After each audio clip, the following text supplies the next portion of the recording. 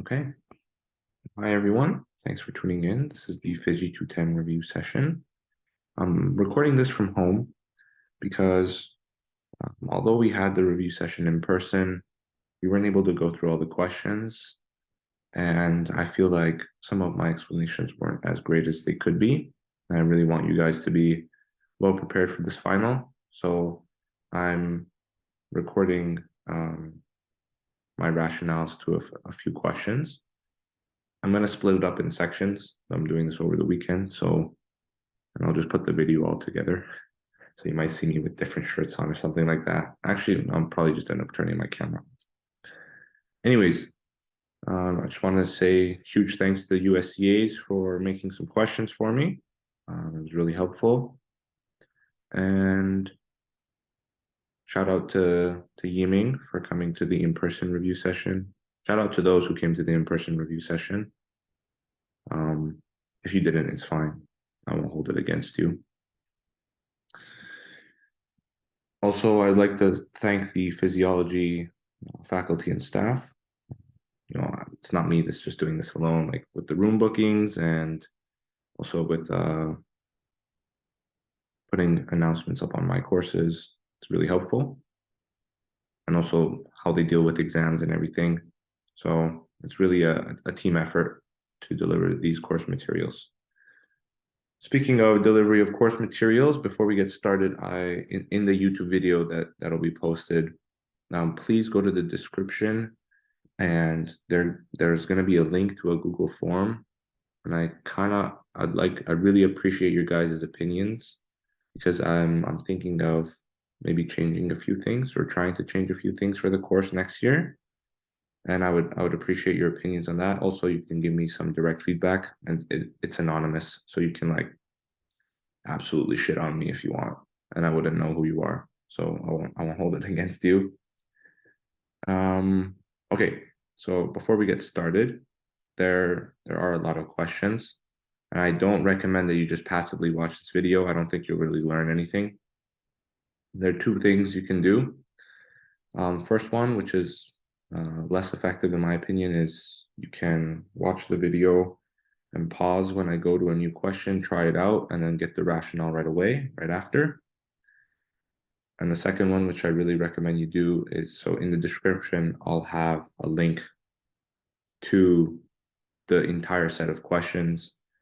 And I recommend that you try to treat it like an exam with no notes, maybe a diagnostic exam, so you can try it out without reviewing and see what you're missing or what you might not know.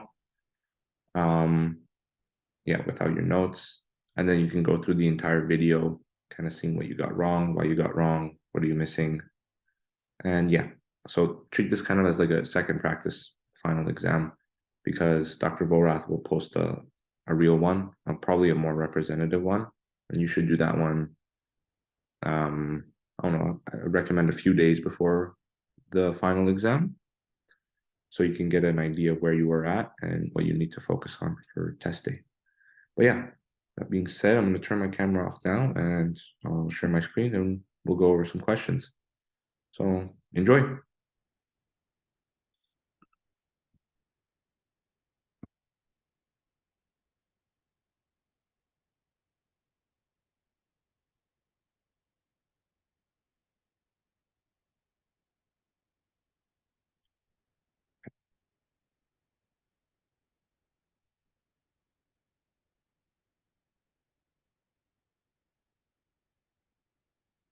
Sweet.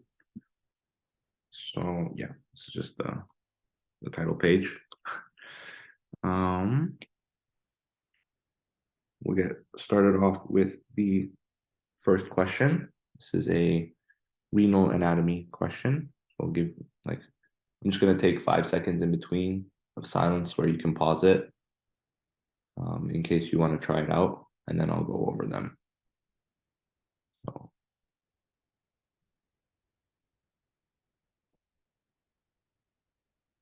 All right, let's get started. So this question, it's about renal anatomy. It's a very easy topic that can be tested on. Just you kind of need to know where things are, a general sense of anatomy to understand physiology in general. So option, I can just start off with which answer is the correct answer. So the correct answer is D. Once the convoluted tubule enters the medulla, it becomes the descending limb of Henle's loop. So before I had this question as it becomes the descending thick limb, which is wrong because it's the descending thin limb. But your peers told me that Dr. Takano said that it's not important to differentiate. So option D is correct. Now going over why these other ones are incorrect, it would be the CCD that comes before the medullary collecting duct. And it's the afferent arterioles that are derived from the interlobular arteries. So this one here is interlobar. So it's important to read carefully. And the glomerular, I can never say this word, but the glomerulus is always located in the renal cortex. Okay, moving on. So, right, and here's a slide from the lectures that you can use to study for anatomy questions. And if you want, you can make your own sorts of questions, like you and your friends, and you can give them to one another based off of these slides. There's just some ideas on how to study. All right, next up, question 2.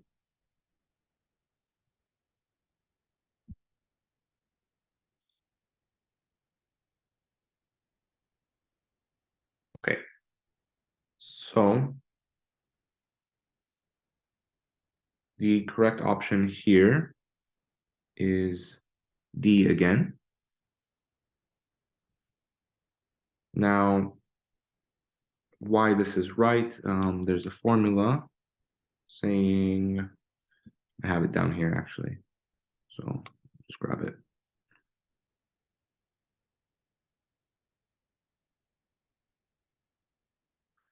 That the amount excreted is equal to the amount filtered plus the amount secreted minus the amount reabsorbed. So let's see. When urinary excretion of a given substance is larger than its filtered load, then net secretion of the substance is occurring. Okay, so if we're saying that the amount excreted in the urine is greater than the filtered load, then it means that the sum of these two terms should be positive. So secretion and reabsorption are like they work in opposite ways. So if we want this amount filtered to be greater than the amount secreted, that means that there needs to be more secretion than reabsorption. So hence net secretion. That's why this one's correct. So C, this statement is just the opposite of option D. So that's why that one's wrong. And you can refer back to your slides on the answers for these two. So urinary excretion of glucose is greater than the filtered load. We actually go down here. So glucose as an example, there is no urinary excretion of glucose, and it's filtered, but all of it is reabsorbed. So this option is incorrect. Urinary excretion of sodium is greater than the filtered load. So now here we are at sodium, but you can only see that like I wrote here, only a fraction is excreted. So all of it, or a lot, is filtered, but a lot of it also reabsorbed. And so it's the excretion isn't greater than the filtered load. Okay, moving on.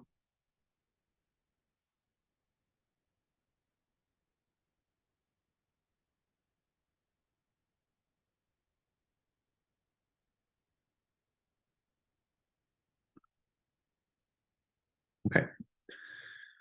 So, patient comes into the clinic with the following values: plasma creatinine concentration of 0.4 millimoles per liter, urine creatinine concentration of 11.3 millimoles per liter, and urine volume of 2.7 liters per day. Approximately what fraction of the GFR is lost? Okay, so let's think back to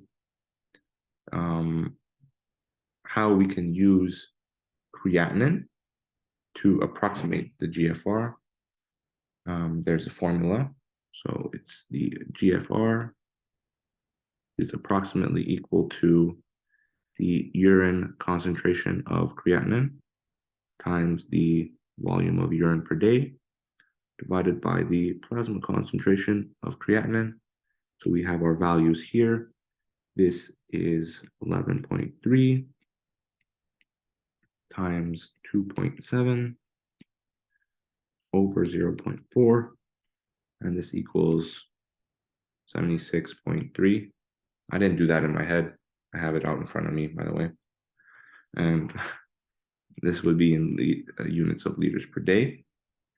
So now I hope you remember that the normal GFR is equal to 180 liters per day. So if you do 76.3 over 180, you're going to get about 3/7. So the patient's GFR is 3/7 of what it should be. So now perhaps an eager mind, such as myself, when I came across a practice question like this, I just went ahead. I was like, oh yeah, it's 3/7. Not quite, because we want the amount lost. Okay. So what you're going to do is you're going to do 1 minus 3/7, and that equals 4/7 lost, right? So that is the answer to question 3. Okay. Question 4.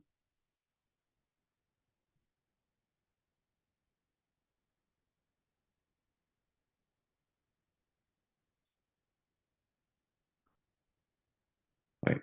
So, which of the following does not occur when the plasma volume increases? This is a really good question. You can make a lot of questions based off of this because it's a pretty general topic, and it really tests your understanding and what you know, more so than memorization. So I'll go over the correct answer, and then I'll show you something that kind of gives you an idea as to why everything else is wrong. I'll show you something. So the correct answer as to what will not occur is renin secretion by juxtaglomerular cells. And so the reason for this is, let's see. I'm going to spit some facts here, and then we're going to relate it back to the problem. So if you increase plasma renin, I'll just the subscript P, what this is going to lead to is increased aldosterone secretion. So this increases aldosterone concentrations in the plasma. And we know that aldosterone functions to increase sodium reabsorption. And we know that through osmosis, water will follow. This will increase water reabsorption. And how will this affect the plasma volume? Well, plasma is mostly water. So if you have more water reabsorption, This will ultimately result in greater plasma volume, right? But so now the question is asking, what will not occur when the plasma volume increases? So if the plasma volume is already high, then we don't want more renin to be secreted because we don't want this entire process to happen to further increase the plasma volume. All right? So that's the rationale behind this question. Now, as to why the other ones are wrong, these three, you can refer back to this flow chart in your slides. And so this is an example of what happens when plasma volume decreases and what the body will do. It's pretty comprehensive. And so if you understand this entire process as to what happens when plasma volume decreases, now exactly the converse is true for when plasma volume increases. You just flip the arrows. So if plasma volume increases, then activity of the sympathetic renal nerve would decrease. So this is expected. Over here, activity of the renal sympathetic nerve decreases. Well, we just said that it would decrease, so it's true. So this one is true, hence it's wrong because we're looking at what does not occur, right? And so you can apply all of these to that question.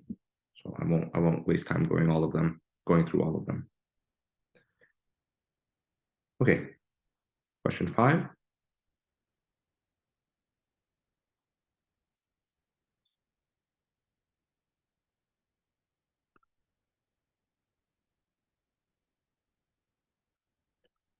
All right, this is also a really high yield question. I can almost guarantee you might have something regarding the loop of Henle and the countercurrent exchange system. It's very important.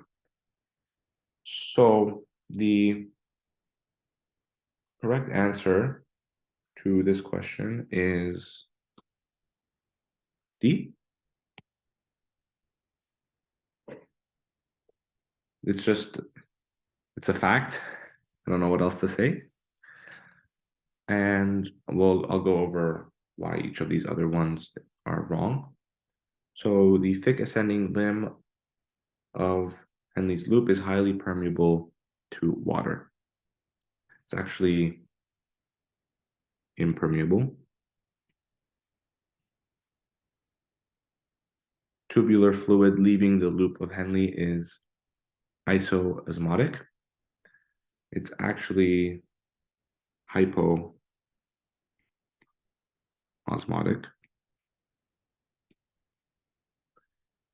Tubular fluid osmolarity is lowest at the turning point. It's actually highest.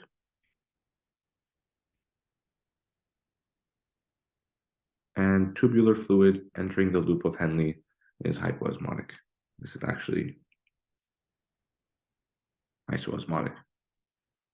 And so I suggest looking at these two slides in your lecture slides to help you study for this. Okay. Yeah, and there's a lot of different ways I could have asked this question.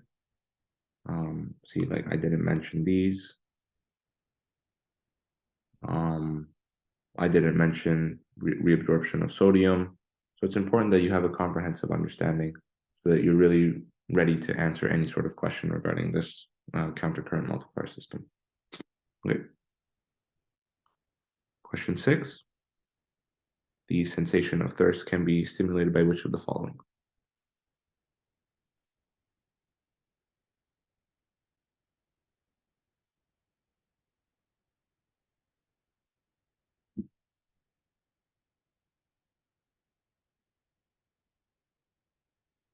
Right? The correct answer to this question is none of the above. So I'll go over why each of these are incorrect. It's somewhat common sense for the first one, hypersalivation. If you have a lot of water in your body, it would be easier for you to have more saliva. This is how I think of it.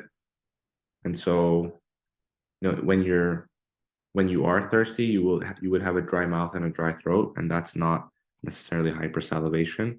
So I think that if this one said hyposalivation, then it could be correct, but not hyper.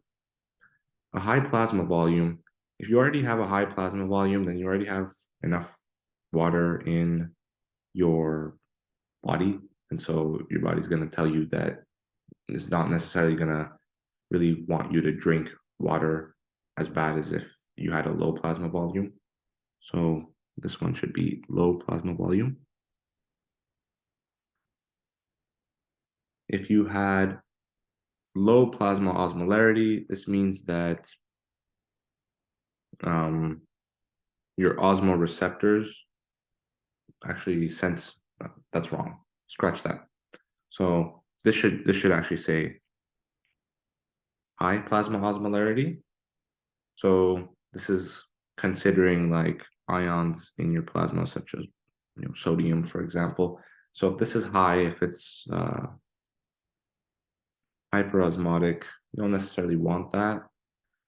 You want it to be around 300, I believe, milliosmoles. And so if you have high plasma osmolarity, you're gonna stimulate that's gonna stimulate the osmoreceptors to stimulate thirst, so that you drink more, so that you can increase the volume, which will decrease the molarity. Okay. And the low plasma concentration of angiotensin 2, it should also actually be high. And so how this factors in is that when you have a low plasma volume,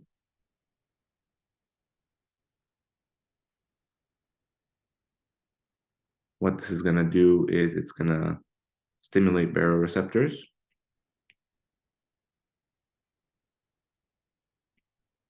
which you remember from cardio, hopefully.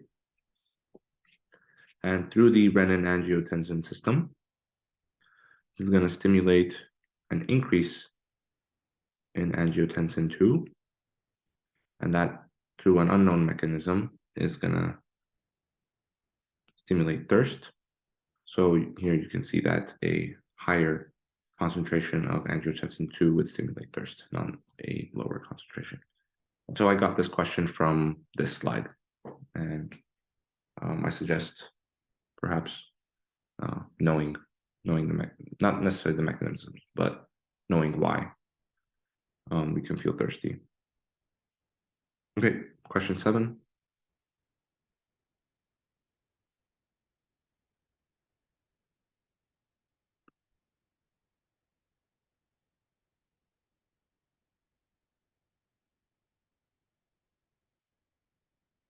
Okay, so the answer to question 7 is all of the above. So we'll go over why all of these are correct. Plasma concentration of potassium is regulated by aldosterone. That's just a fact. Potassium is freely filtered at the glomerulus. That's just a fact. Potassium is secreted at the cortical collecting ducts. That's also a fact. It's just stuff you got to know. Plasma concentration of potassium is low in patients with an adrenal tumor. So this one you kind of have to think. So when you have a adrenal tumor, this can lead to high secretion of aldosterone,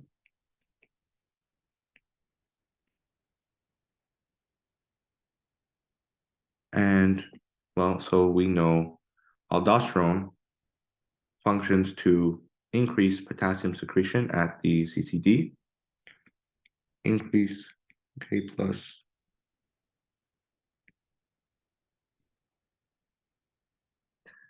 and so if you increase K plus secretion or potassium ion secretion, this increases potassium ion excretion in the urine, and this will lead to a decrease of potassium ion in the plasma. Also, I apologize for the penmanship. I'm kind of writing fast, so it's not necessarily all too pretty, but it's fine. It's legible. Okay, and I do recommend you know this flowchart as well. And similarly to that other question with the arrows, if I were to flip the arrows, for example, if we had a lower potassium intake, all of these arrows would also flip. So there are many different ways you can ask a question regarding potassium and aldosterone, how they're related. Okay, next question.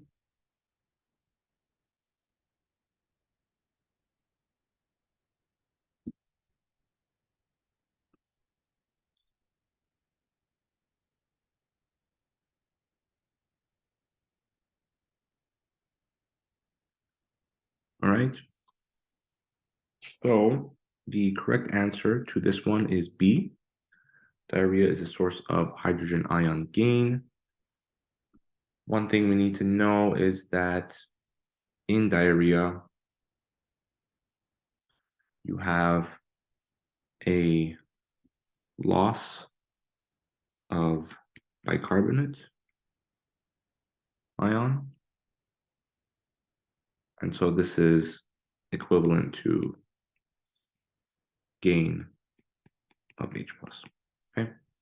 Why vomiting isn't a source of hydrogen ion gain? Well, when you vomit, you vomit up your stomach contents, and your stomach has a lot of acid, H plus acid. So this should be loss here instead of gain. Hyperventilation is a source of H plus gain, and hypoventilation is a source of H plus loss. So these two should be flipped actually for them to be correct. So the mechanism of how this works. So let's see. Let's talk about the case of hypoventilation. So when we have hypovent, this means increased PCO2. It's wonderful, huh? How respiration comes into this and how the other sections kind of all feed into one another. I think it's we should emphasize it. Anyways, that's a discussion for the Google form I have you guys fill out. So when you have increased partial pressure of carbon dioxide, this leads to a higher concentration of carbon dioxide in the plasma. Now there is a very important equation, CO2 plus H2O going to H2CO3, and the enzyme is carbonic anhydrase. And then this can become H plus and HCO3 minus. So you can see that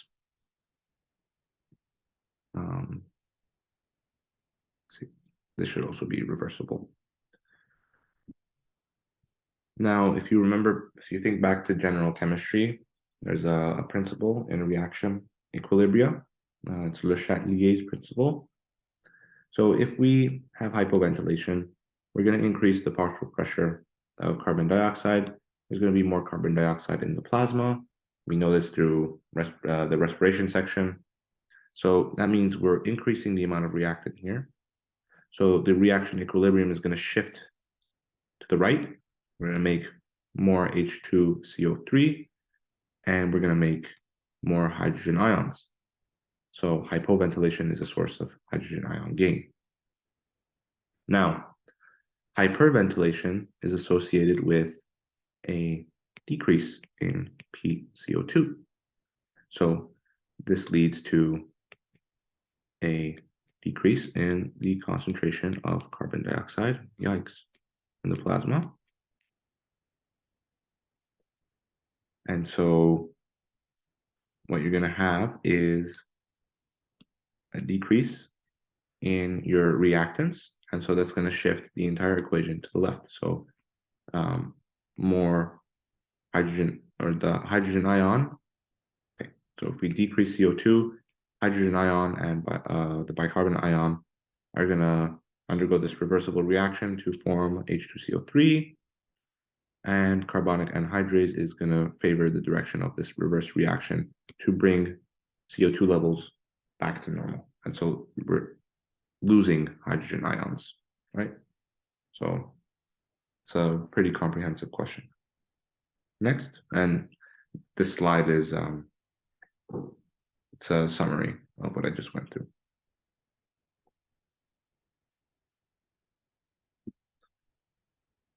Question 9.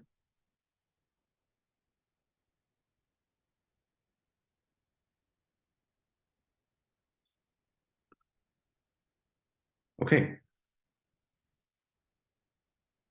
So the correct answer here is the potassium-sparing diuretic.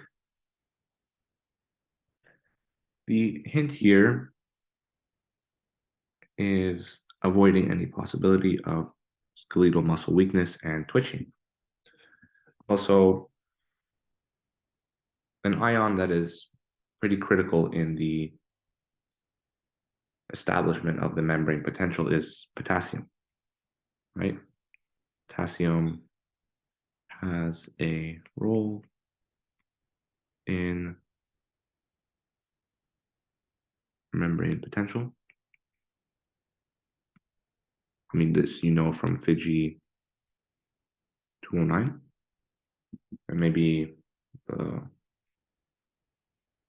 PHGY labs 212, 213. And so if we treat with a drug that messes with potassium concentrations in the plasma, this can be bad. It can have negative side effects. And so that's what loop diuretics do. They do have more of an effect on potassium than potassium sparing diuretics. So that's why this option is incorrect. Aldosterone, well, aldosterone causes some mineralocorticoid, causes sodium reabsorption. And you know that water follows sodium. So this would not be effective to treat edema, because edema is just, if you have a high plasma volume, then more is likely to trickle into the interstitial fluid and accumulate there, hence edema. So we really don't want any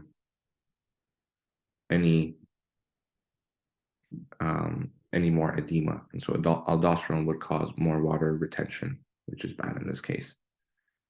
And as an exercise to you guys, I'll leave you to decide or to figure out why vasopressin and renin would be incorrect in this case as well. Okay.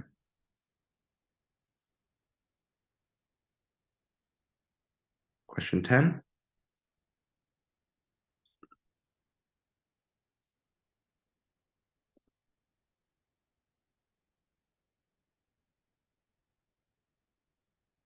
All right. So another question that kind of will bring together different parts of this course. The correct answer is calcium. So we'll go over why calcium is correct. So if you think back to the endocrinology section, you know that you have the cholesterol precursor turns into vitamin D3 through UVB light. And then this goes and becomes 25 D3 in the kidney. Oh, caught myself there. It's the liver. I was thinking too far ahead. Then it becomes 125 D3 in the kidney. So if you have renal failure, then you're kind of stopping this step. So if you don't have, and also vitamin D3 functions to increase calcium absorption in the small intestine. And so if you absorb more calcium in the small intestine, you'll have higher plasma levels of calcium. And so renal failure or kidney disease would interfere with this process and interfere with absorption in the small intestine. So a lot of other people might think potassium. So what we need to realize is that it would actually be increased levels of potassium. So the reason is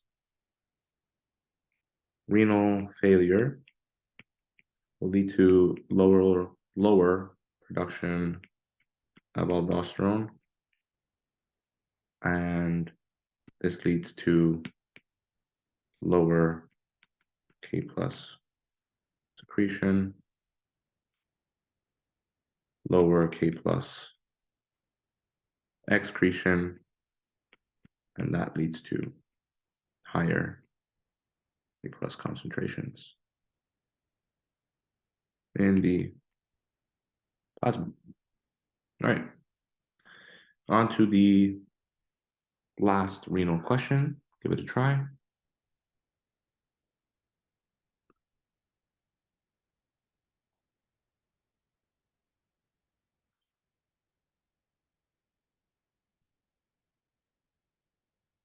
Okay. So the answer to this question is A, an aldosterone-producing tumor. So in addition to potassium, aldosterone functions to increase hydrogen ion secretion. So if we have an aldosterone-producing tumor, it's going to lead to more aldosterone secretion, and that's going to increase H plus secretion, and this is going to cause increased H plus excretion, and this is going to result in lower H plus concentrations in the plasma. Well, that is, in a sense, if you have a lower H plus concentration in the plasma, this leads to higher plasma pH, which is the definition, well, higher than normal, of metabolic alkalosis. And this process is metabolic because I don't see any CO2 anywhere involved in here. And so you can, right away, you can get rid of emphysema. And renal failure, we just talked about that in the last question. Renal failure through this process here would lead to possibly metabolic acidosis. This would be acidosis. And severe diarrhea, if we go back to this question, here, diarrhea is a source of hydrogen ion gain. So this would also be acidosis. All right, that concludes some of the questions I had for renal. Let's see. Yeah, I hope you found those useful. And I would just some tips on how to approach renal. It's a pretty, I don't know, I would say interdisciplinary. Like you can see how the renin-angiotensin system, which you learned in cardio, is involved. Everything you learn in respiration. We even threw some endocrinology in there. It kind of really brings everything nicely together. Other than that, yeah, I would just pay attention. I feel like you can see how I word these questions, and there are often one-word differences like loss, gain. Pay attention to does not and incorrect. I've said this plenty of times before. Yeah. So I'm going to stop the recording here, and I think I will have a few more recordings appended onto this one. for the other sections. Okay. See you guys around.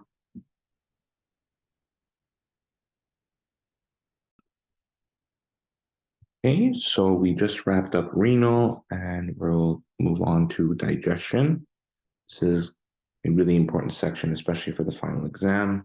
It's a good chunk. So if you know your digestion, you'll end up doing well on the exam. So let's get started with question one. I'll give you a few seconds before I'll take it on.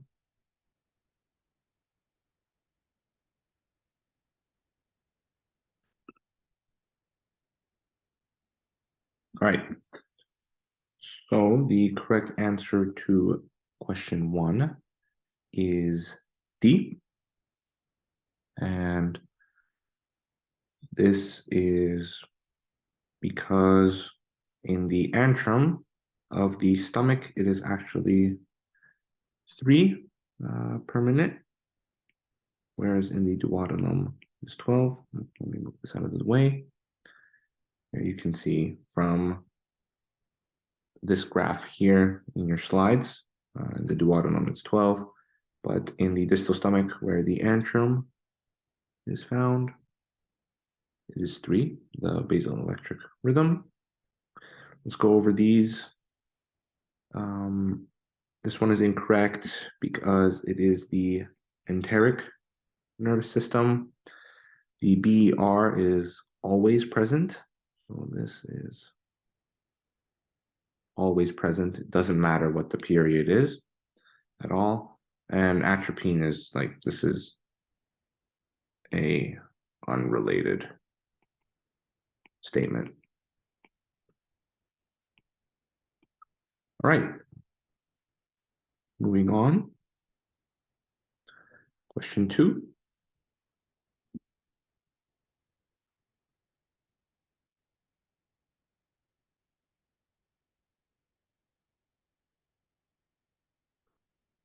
Okay, so the answer to question 2 is local distension.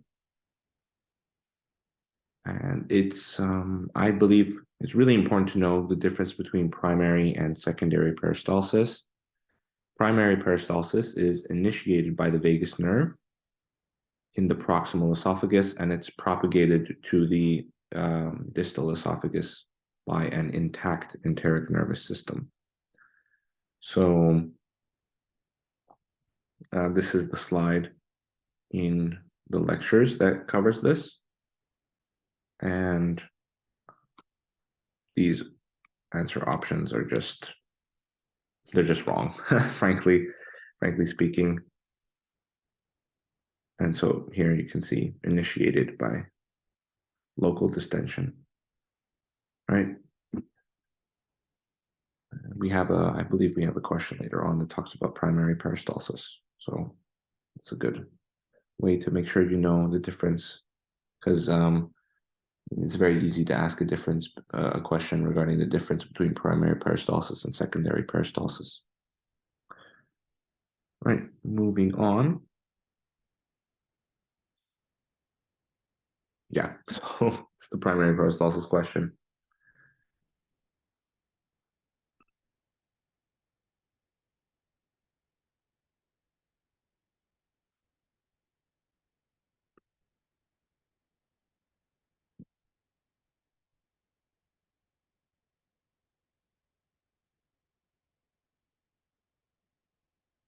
Okay, so the correct answer to this question is D.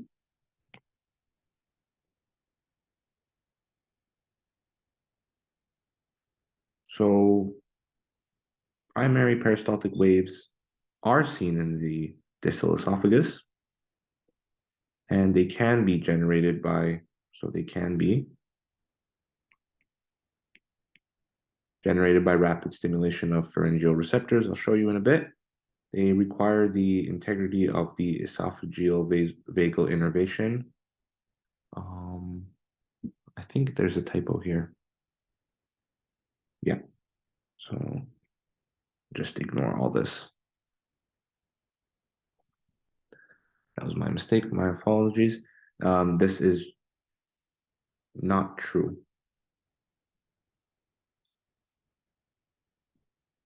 and they do not always occur. Do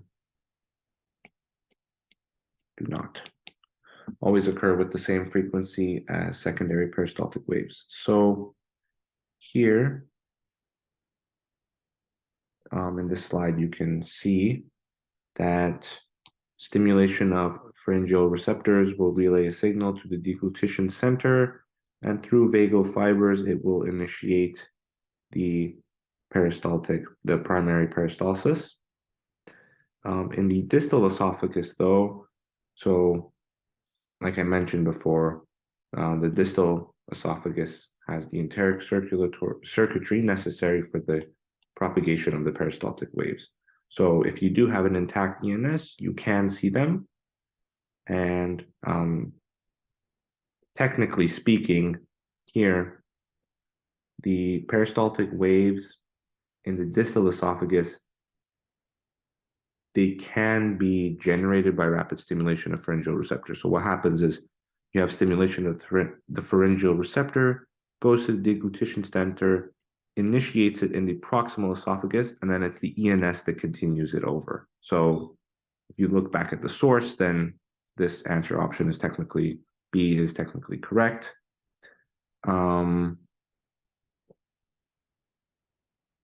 However, you don't really, this option C is incorrect because you don't need esophageal innervation for peristaltic waves in the distal esophagus. All you need is, so here you can cut innervation, vagal innervation to the distal esophagus.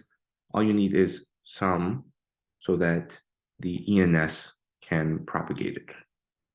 That makes sense. And they do not occur with the same frequency. It's just something you have to know. Okay, moving on, question 4.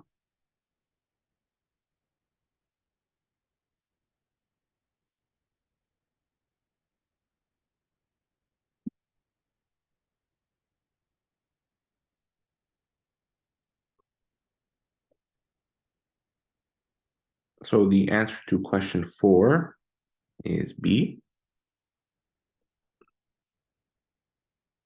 Now, A is incorrect since the UES is entirely striated, and no part of it is smooth muscle. And let's see. This, option C, this is characteristic of the lower esophageal sphincter, which is part of it is in the thoracic and the abdominal, which you've learned in class, but this does not apply to the upper esophageal sphincter. And D is incorrect since the impulses, it is closed due to impulses, but the impulses do not originate in the ENS. It's actually in the ANS. And in the following slide here, you can see that it's acetylcholine acting on nicotinic receptors from the vagus nerve. And yeah, that's pretty much it for this question. Moving on to question 5.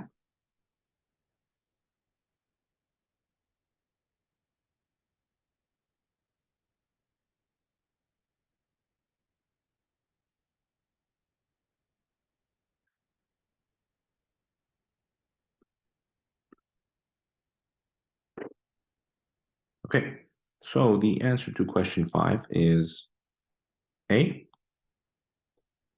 Now let's go over why the other options are incorrect. B. The receptive relaxation is the ability of the stomach to accommodate a large meal by increasing intragastric pressure. We don't want this, actually. So this is incorrect. You want to accommodate a large meal by increasing volume, but pressure stays the same. That's what you want. You don't want an increase in intragastric pressure. Now, option C is wrong because the neurotransmitter is actually NA and C. And so this stands for non-adrenergic, non-adrenergic, non-cholinergic. Okay. And the receptive relaxation is actually restricted to the proximal stomach. And so it does not, this is incorrect because here we're saying distal. And if the vagi to the proximal stomach are cut, receptive relaxation is limited. Okay, so far this is correct, resulting in a great decrease in intragastric pressure. That's wrong. Right here, this should be increase for this answer option to be correct, right? And it is one of the deglutition reflexes, and that's shown on one of your slides. Okay, moving on to question 6.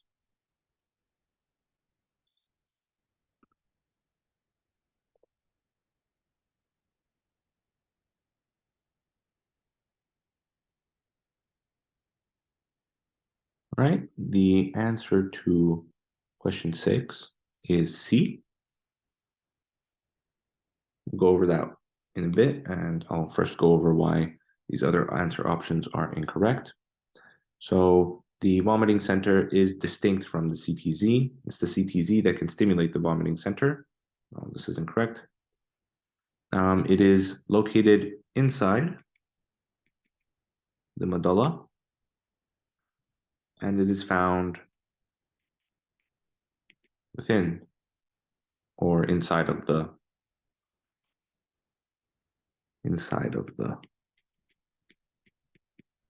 blood-brain barrier. So C is correct because you can have the GIT can send a signal to the CTZ, which can send a signal to the vomiting center. And so this is, you can see this in one of your slides. When you talk about the GIT and CTZ, when you talk about the CTZ and the vomiting center, there is a portion that mentions that the GIT can send signals to the CTZ. It's not in writing, but it's in, you can see it in an image. I don't have it though, unfortunately, here. Okay. On to question 7.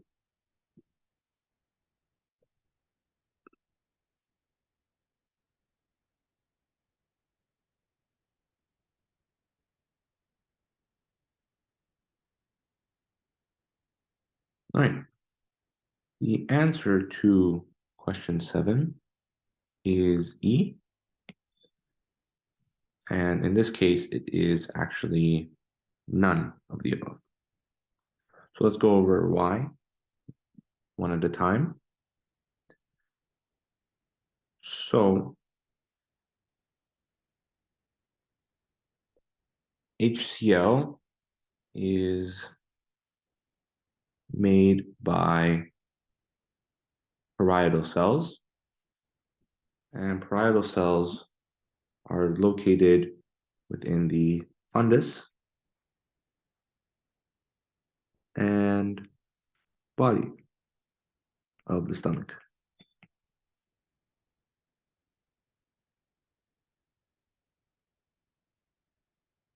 So this is incorrect. It is secreted by the same cells which secrete vitamin B12.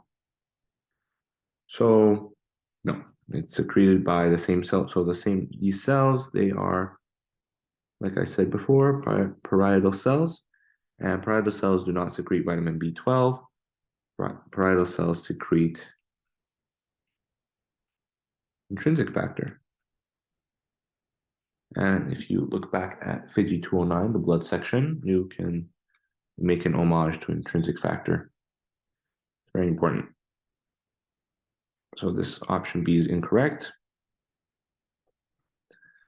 Now, option C is incorrect since it is not sodium, but rather it is a exchange between H+ and potassium. And gastric hydrochloric acid actually activates / stimulates action of pepsin, right? So it's very important to know the different cells of the GIT, what they secrete, and what their secretions do. Okay. Next question.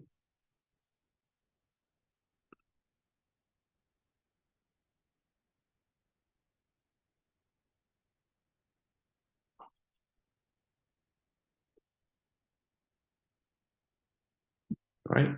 The answer to question 8 is C. We'll go over why the other ones are incorrect. Pancreatic juice is isotonic.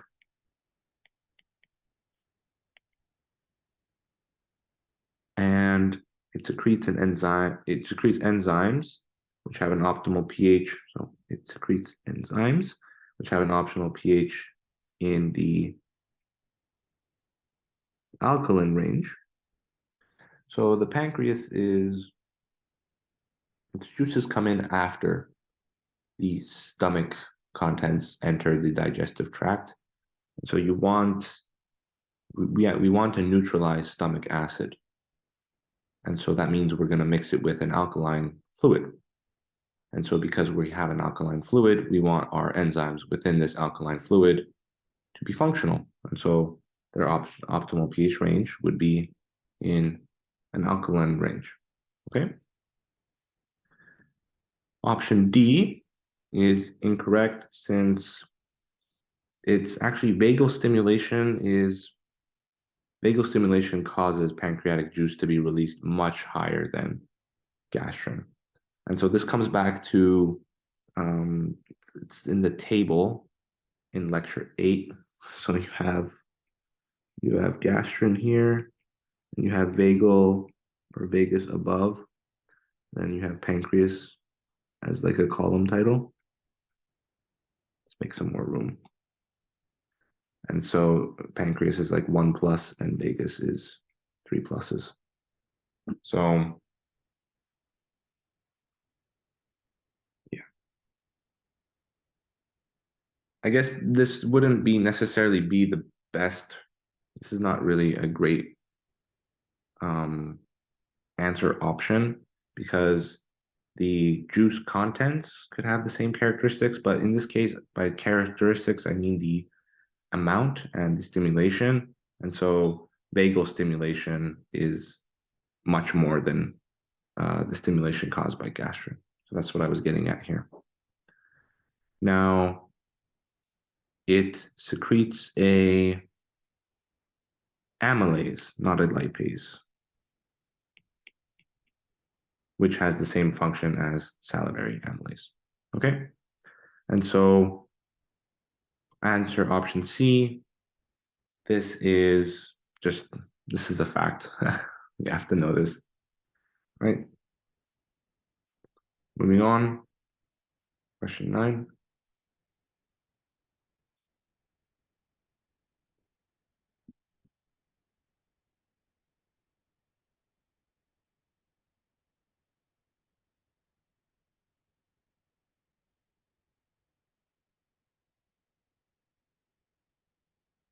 Okay, the answer to question 9 is B.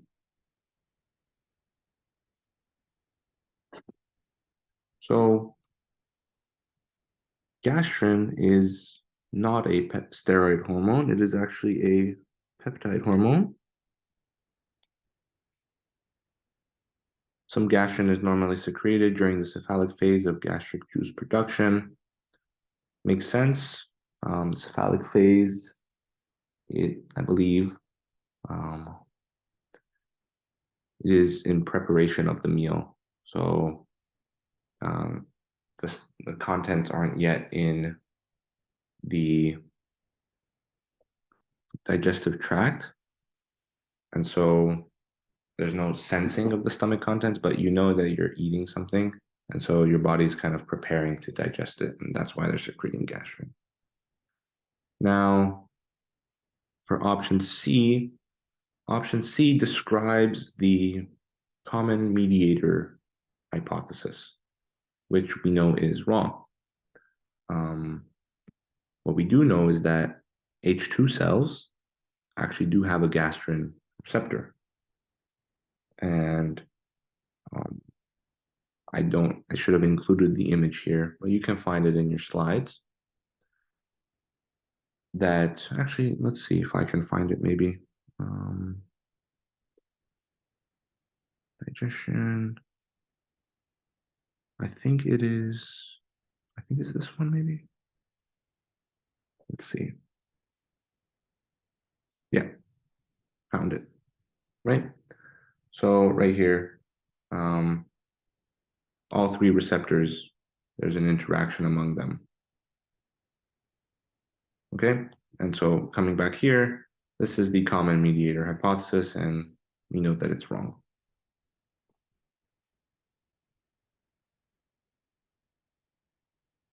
And option D, well, at a pH of less than 2, say your pH is less than 2, what's going to happen is you're going to release somatostatin, and somatostatin is going to cause a decrease, so increased somatostatin is going to cause a decrease in gastrin secretion. And option E is incorrect. So the cells that produce gastrin are called G cells, and they are present primarily in the antrum of the stomach, not the fundus. Okay, and so here it says absent from the pyloric antrum. That's incorrect. They are primarily present.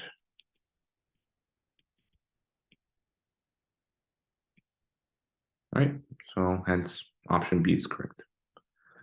Next, question 10.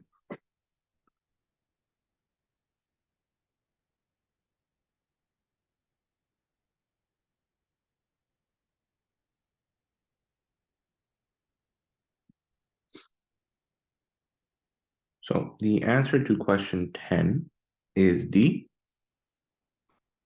Let's go over why A, B, and C are incorrect. So it would be a small volume of gastric juice rich in HCl. I think that HCl would activate pepsin, but pepsin cleaves protein. But we have a lot of fat in the duodenum, not necessarily protein. So we wouldn't want a large amount of protein cleavage. That means we wouldn't want a lot of pepsin activation. That means we wouldn't want a lot of HCl in our gastric juice. So it would have to be small. Now, this would also be a small volume of pancreatic juice rich in enzyme.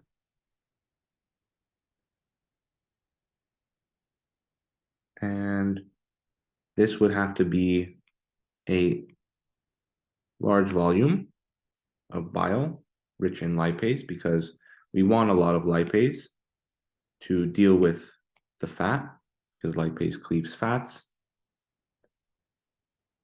And the option D is correct, because what CCK does is CCK, this increases contraction of gallbladder and common bile duct. So this results in the delivery of bile to the gut. And you want bile because bile has properties that helps in the digestion of fats. Okay. Question 11.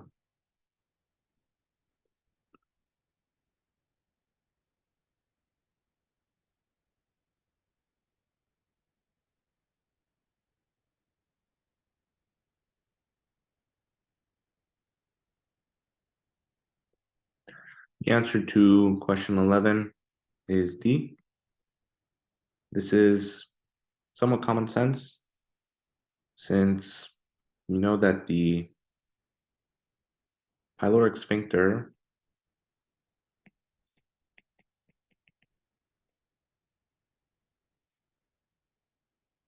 when it's closed, it still has about 1 to 2 millimeter radius.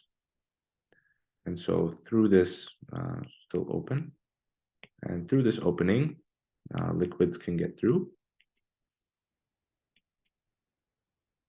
but solids necessarily, spelled that wrong, liquids can pass, but for solids, they need to be broken up into finer and finer pieces to make it through. That's why emptying of a liquid meal is faster than a solid meal, because liquids can pass through this smaller hole. And I suggest on your own, you should go through these. Okay, on to question 12.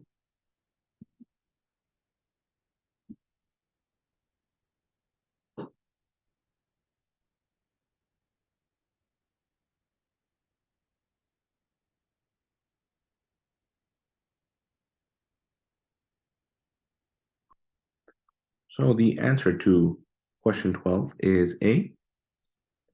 The MMC does require the integrity of the ENS, but not that of the ANS for its propagation. So now, however, if it were initiation, perhaps the ANS is involved in the initiation of the MMC, but it's really the ENS that's involved with the propagation. So B is incorrect because the MMC is characterized by the presence of contractions in, it should be phase 3, but not during phase 1. Okay, so those are flipped, hence it's incorrect. Now in C is incorrect because the MMC is restricted to the distal stomach and small intestine. So we do have small intestine here, but there's no MMC in the esophagus. That's why C is wrong. And now D, the MMC is only present in the interdigestive period, so not during the digestive period, right? Next question, question 13.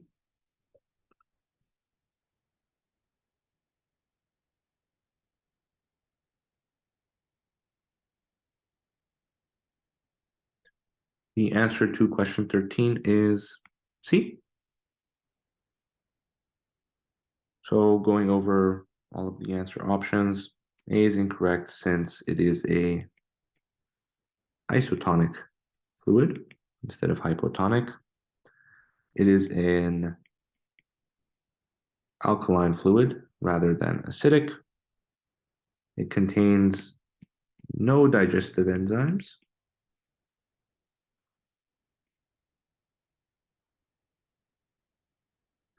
And it is only produced in large amounts. I believe your lecture slides mentioned something regarding 3 liters, which is quite a large amount. Okay, and it is a fact that it's produced by crypt cells in the crypts of the intestine. Right, so you have your villi, and you have like your microvilli, but then down here you have your crypts, intestinal crypts.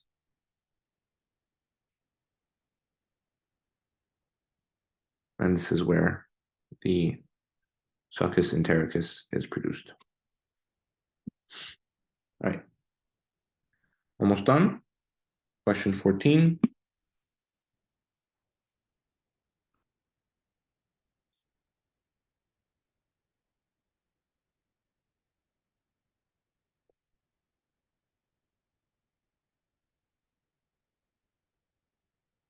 All right.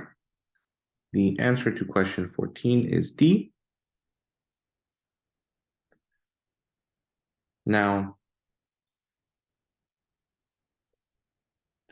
the initiation of, the initiation is under voluntary control. So, initiation is voluntary, but all the reflexes are involuntary.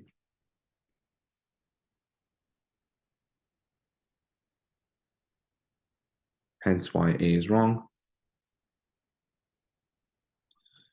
Now, B is incorrect since the oral phase of deglutition actually involves the transport of food from the anterior mouth to the posterior mouth, not the esophagus. It's the posterior mouth. And the oral phase actually directly precedes the pharyngeal phase, not the gastric phase. So going over the order, it is oral to pharyngeal, and after pharyngeal, you have esophageal, and after esophageal, you have gastric. Right? So you have 2 more phases before you get to gastric. Next up, option E is incorrect. It's the pharyngeal phase that has a period of apnea, not the oral phase. Okay? Question 15.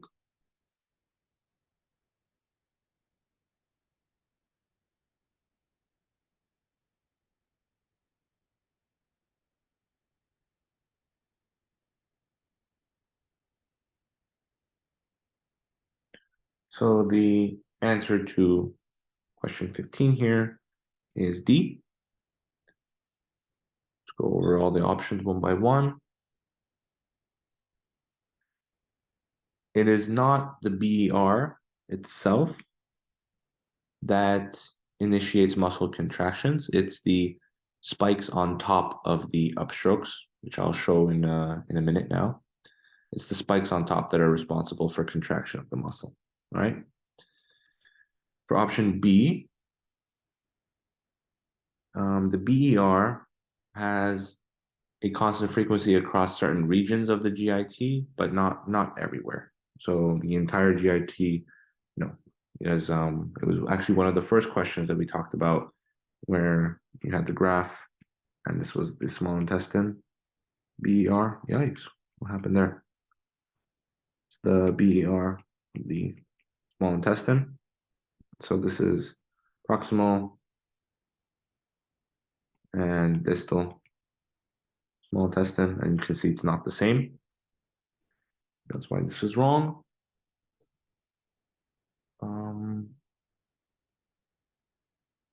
The BER is present only in the, hold on, sorry. It is only present in the circular muscle fibers. No, that's wrong. It's in both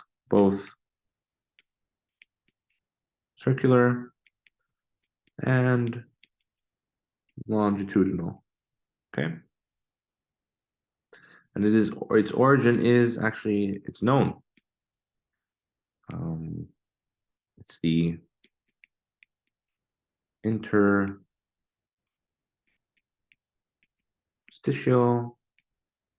cells of a Hall, and these are pacemaker cells.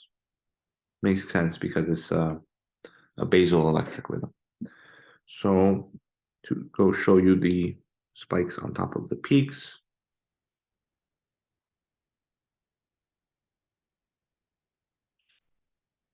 Now,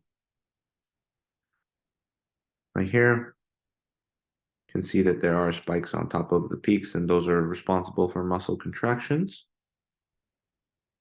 Let's see if I can find a better one. Right here. So we have the ERA, the spikes that occur on top of the peaks, and that's what determines the amplitude of contraction, right? And so now going back to option D as to why it's incorrect, the upstrokes are shifted temporally as you move distally in the stomach. So if you refer back to here, when we're in the stomach, so as time passes by, you can see that temporally you do have a shift, right? So at time point 1, this is what's happening. At time point 2, this is what's happening. Time point 3, this is what's happening. So these are all different time points going on there. All right, that was clear. Last digestion question.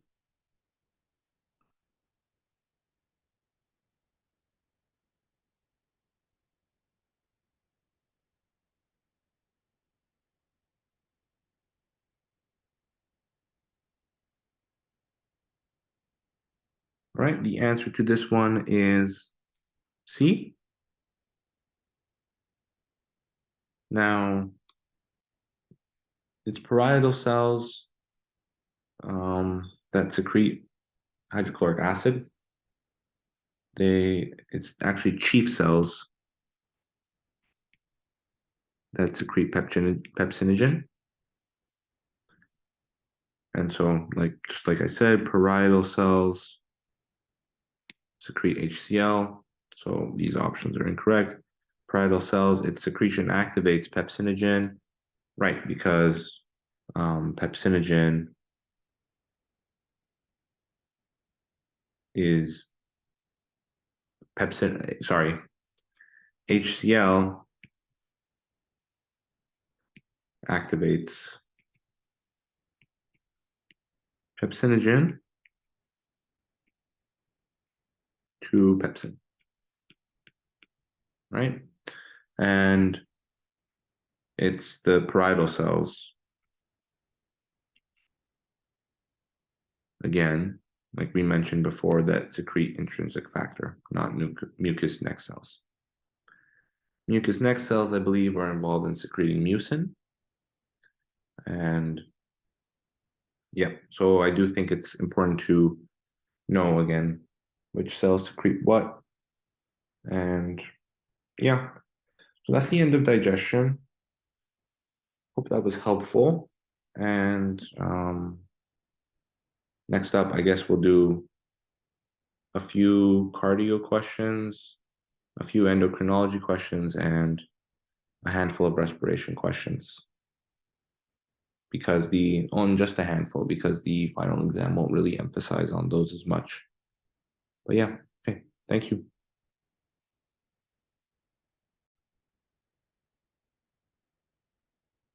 Okay, so to end it off, we're gonna finish up with some respiratory, cardiovascular, and endocrinology questions. Let's get started. So respiratory question 1, give you a few seconds to pause or whatever, really.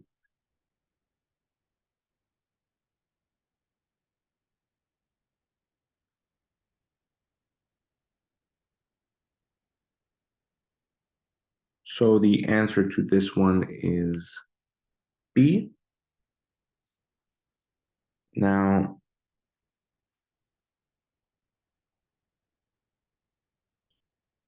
there's an equation that's given in the lectures, saying that pressure is equal to 4 times T over R.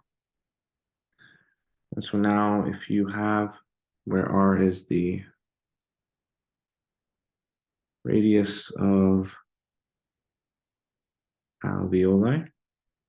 So now if you have a smaller alveoli, this means you decrease R, which means you will increase the pressure. So this statement, the surface tension pressure, is the same in larger and smaller alveoli is incorrect, since it should be the pressure is greater in smaller than larger, right? Now, statement A is true. Pulmonary surfactant works to decrease surface tension. We know that. We know that when the diaphragm contracts, it pushes abdominal columns downwards and outwards. And this statement is also true. So you could get here through process of elimination, but if you understand this relationship, even better. All right, on to question 2.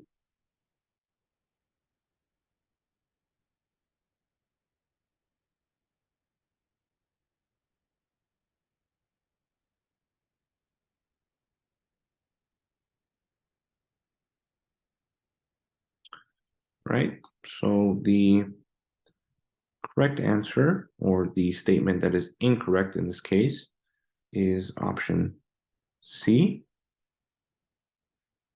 Now, although ventilation and perfusion both increase from the top to bottom of the lung, blood flow increases more rapidly than ventilation.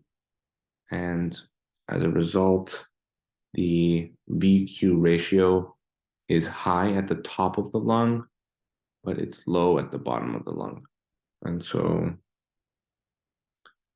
let's see if I can find a graph for this really quick. 1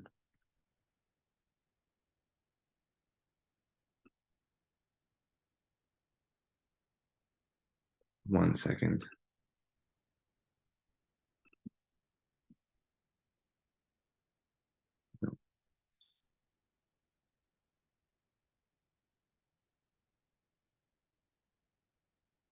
Perfect. So let's break this out here.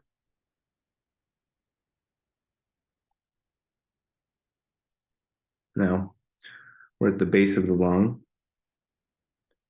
where blood flow is greater than ventilation. We see that the ventilation to perfusion ratio is low. So now the ventilation perfusion ratio is also higher at the bottom of the lung. That's false, because at the top of the lung, the ratio is greater than here, all right? So that's why the answer is C for respiration question 2. Now moving on to respiration question 3.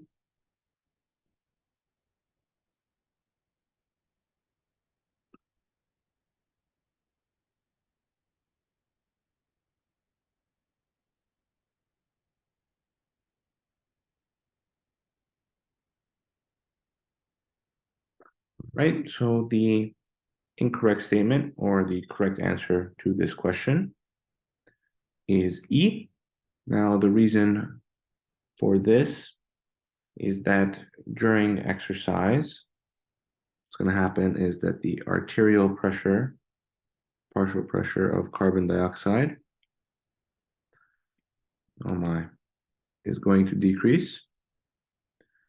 And this will lead to an alkalotic response.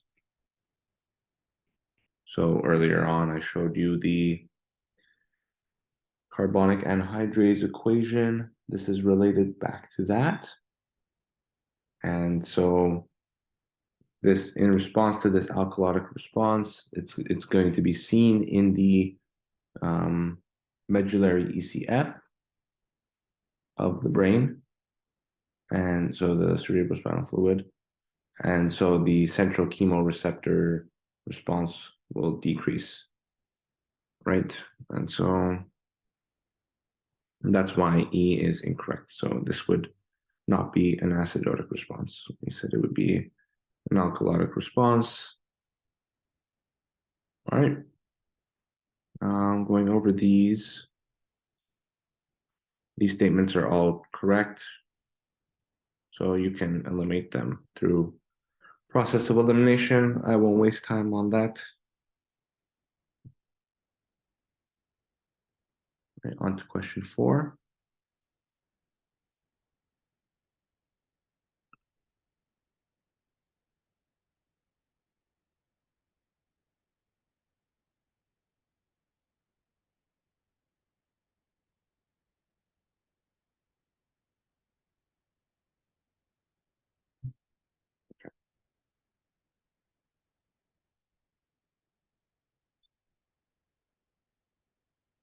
Right, so the answer to question 4 is C. Now, I should see if I can find a graph showing the answer to this one. Just one second. But as I search for this, I'll say that option A is incorrect since this isn't true. There are some muscles that are at rest. Let me just go to the course pack real quick here.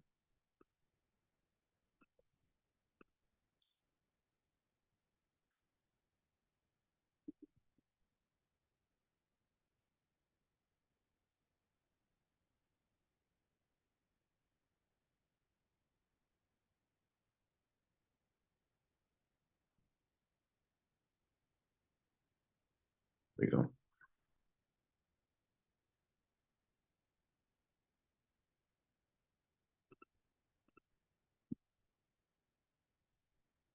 Just gonna pull this up here.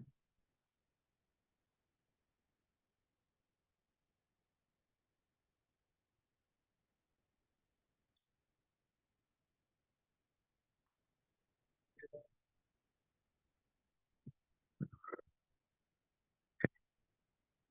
107. Should have had this ready, but it's fine. We'll just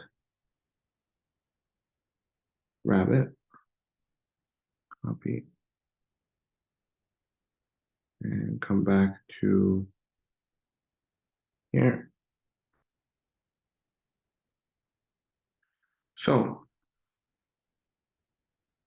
the reason C is correct,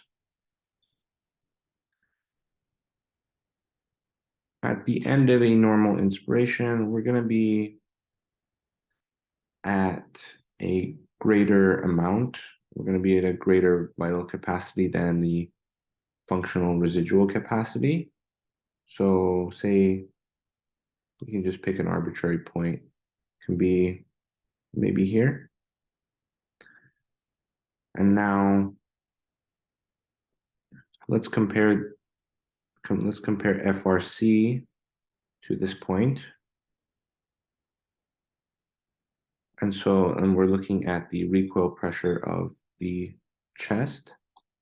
So at FRC, you can see that the chest wall pressure is there, but at the end of normal inspiration, which will be more than FRC, we have a value right here. And so you can see that in green, it's greater than in red by about that much, right? So that's why that option is correct. And airflow would be, I believe it would be maximal at the beginning of a normal inspiration. And alveolar pressure would be, I believe, equal to atmospheric pressure. All right. Question 5.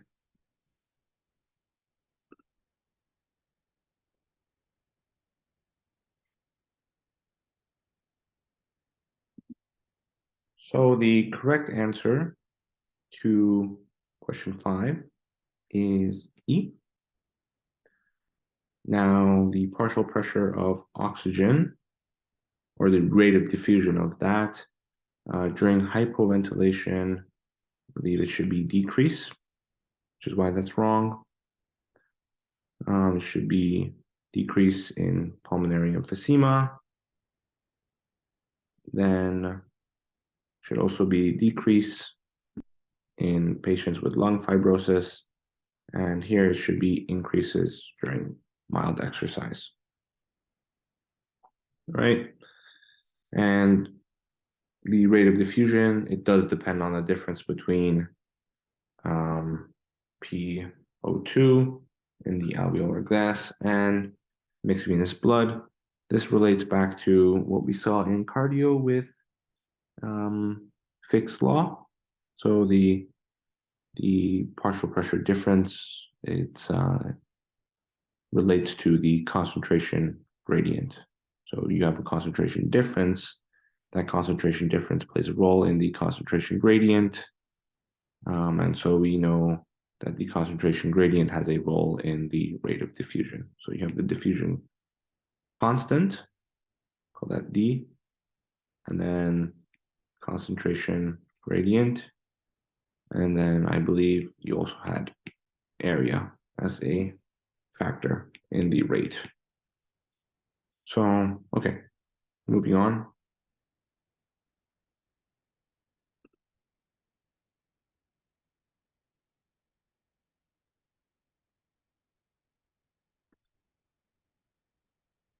Okay, answer to 6 is B. Now, we just went over this. Statement A is wrong. It was just in the last question. The rate of oxygen diffusion, it would not remain normal. It would actually decrease. So this one's incorrect. Airway resistance is increased. Well, pulmonary fibrosis doesn't really have to do with airway resistance. It has to do with the lung tissue itself. Airway resistance is more related to asthma. And so asthma is smooth muscle contraction, and that leads to decreased radius. And so from your resistance equation, you know that a decreased radius will lead to more resistance, right? But this one's unrelated to pulmonary fibrosis. The functional residual capacity is less than in a healthy individual, and the ventilation perfusion ratio is decreased because you have less ventilation. You have less ventilation over perfusion. You decrease the numerator, you're going to decrease the whole term. Okay, question 7.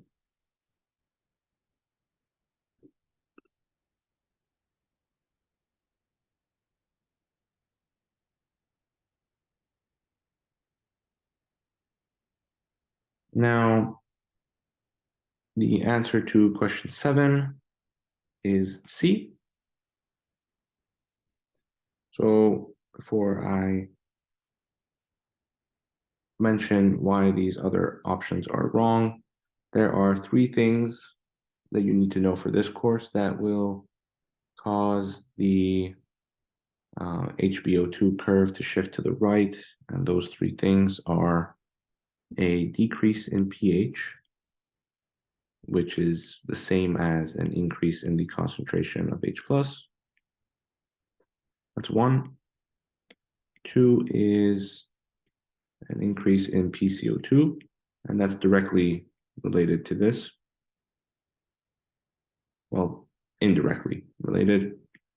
And then 3 is an increase in temperature.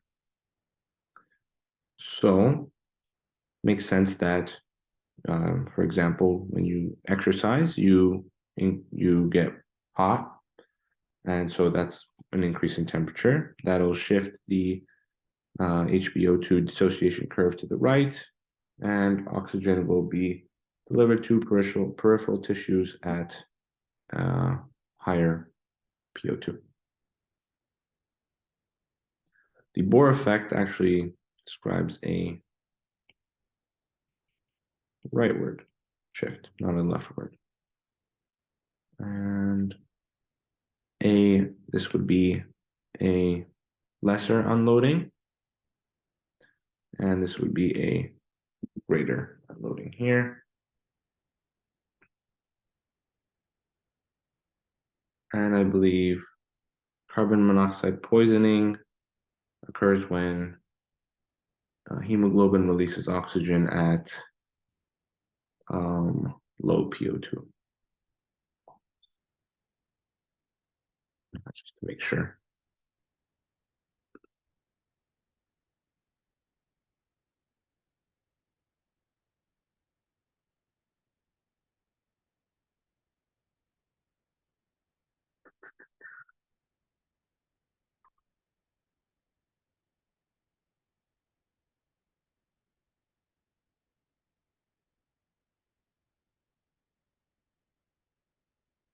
Yeah. So it's at low PO2. Okay.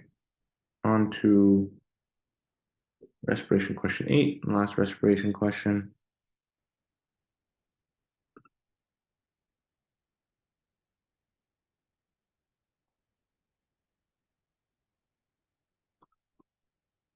Okay, so the answer to this one is C. Now,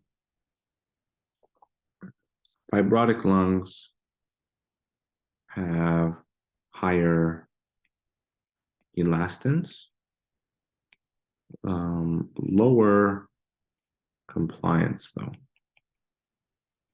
because the relationship between compliance and elastance, they're reciprocal. Normal lungs are more compliant than emphysematous lungs, but less compliant than fibrotic lungs. So let's see.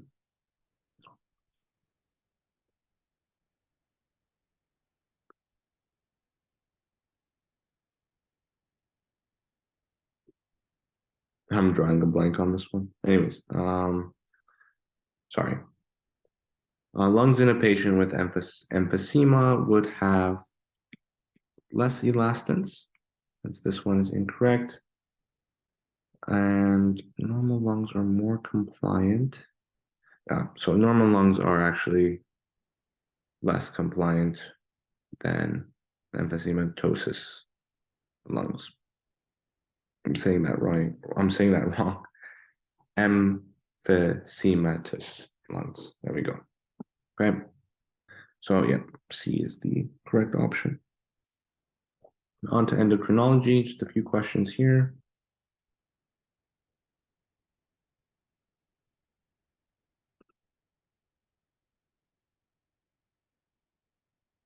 Okay, so the answer is A. Vitamin D3 is actually 25 hydroxylated in the liver, like I talked about before. You saw this before in the renal question, I believe question 10 for renal. Yep. And so vitamin D does signal through a nuclear receptor. It does lead to osteomalacia in adults. It is used as a treatment for rickets. Rickets is just vitamin D3 deficiency in children. And yeah, UVB does catalyze the synthesis of D3 from a cholesterol precursor. So these 4 are correct, making them wrong answer choices. Okay, next endocrinology question.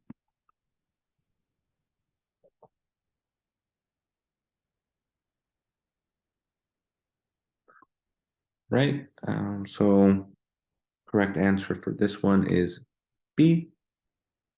Spermatogenesis actually takes about, not 2 weeks, it's more 2 months, or 60 days. And upon stimulation by FSH, it's Sertoli cells, not Leydig cells. And I believe it is inhibin that inhibits only FSH. Let me make sure.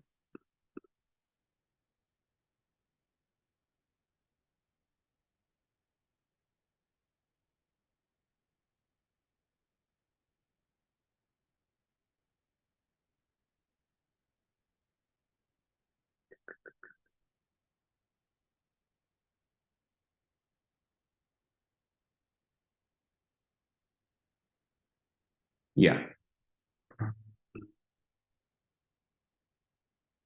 Yeah. Inhibin, yeah, it does inhibit FSH secretion from the anterior pituitary. So not both, more focused on follicle stimulating hormone.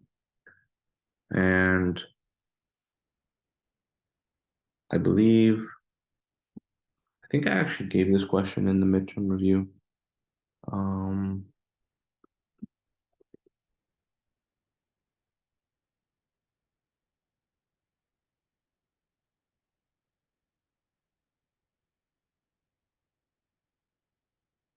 Yep, and the male reproductive system does not have a positive feedback mechanism. All right, so it's the female reproductive system that has the positive feedback, and it's what Dr. White mentioned with when he was talking to that researcher who just gave him a shrug. But okay, moving on.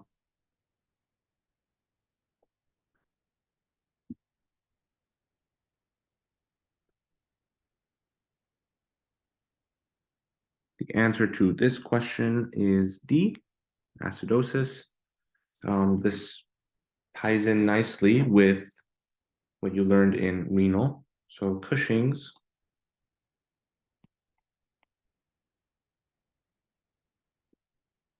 this is adrenal hyperfunction. What do the adrenal glands produce? Glucocorticoids and mineralocorticoids. Mineralocorticoids include aldosterone.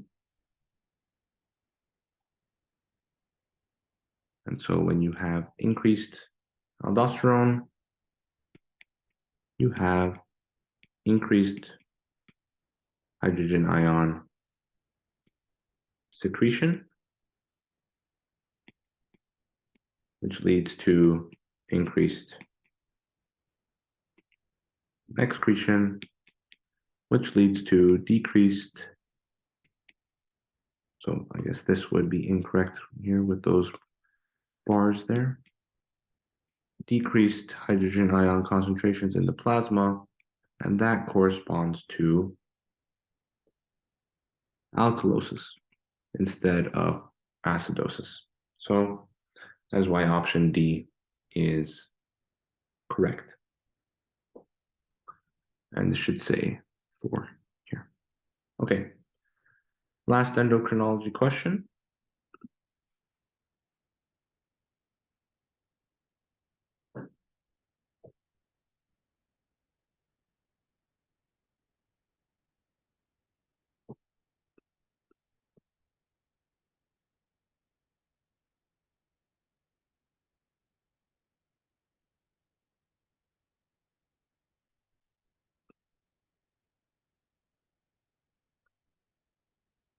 All right.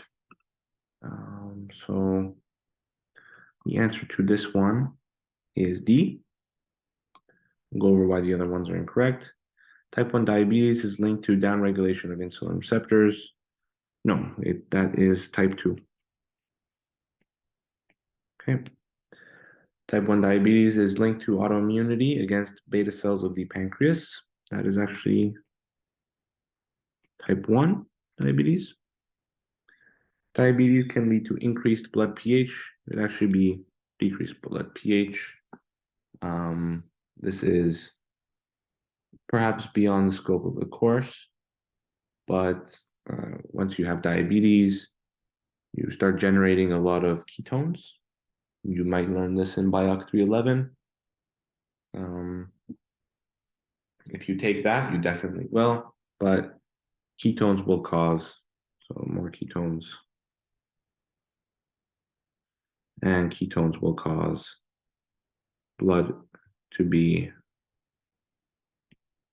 more acidic, and so you would have a decrease in blood pH. And insulin, so type 2 diabetes is hyporesponsiveness.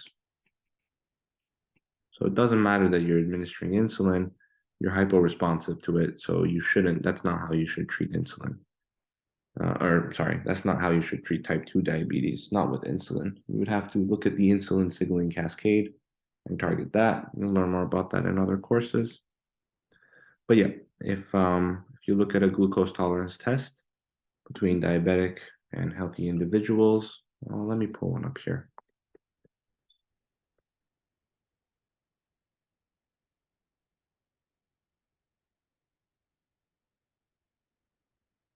Let's see.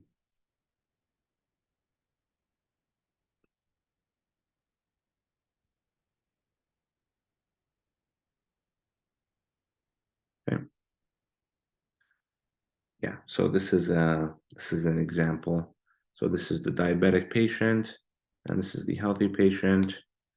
And so let's see. In a glucose tolerance test, blood glucose levels peak higher right here in diabetic people compared to healthy individuals. So right, look at the difference in blood glucose right there. It's quite drastic. Okay, onto cardiovascular.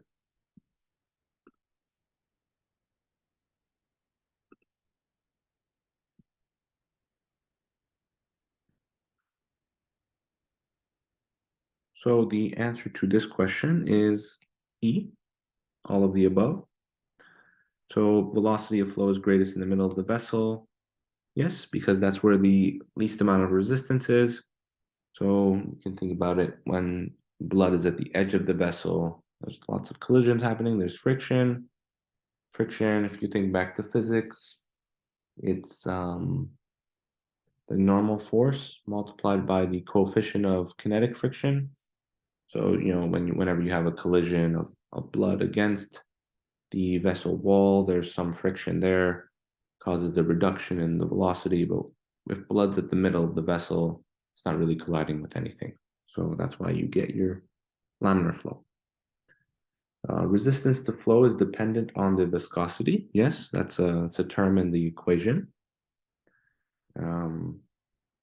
Resistance to flow is directly proportional to the length of the vessel. Yep, that's true. In the equation, you'll see that length is in the numerator. So if you increase the length of the vessel, you'll increase the resistance. And that's why capillaries are so short. And the resistance to flow is inversely proportional to the fourth power of the radius of the vessel. And you all know this. So it's a very important thing to keep in mind. Okay. And yeah, it's because of this fourth power, it's really through the radius that changes can be quickly made. And so that's why around a lot of blood vessels, you have smooth muscle, because that smooth muscle can be innervated by the autonomic nervous system. You know that from PHGY 209, to quickly alter the radius and quickly redirect the flow of blood if needed. And so you learn about blood redirection in exercise. So it comes together very nicely. Okay, second cardiovascular question.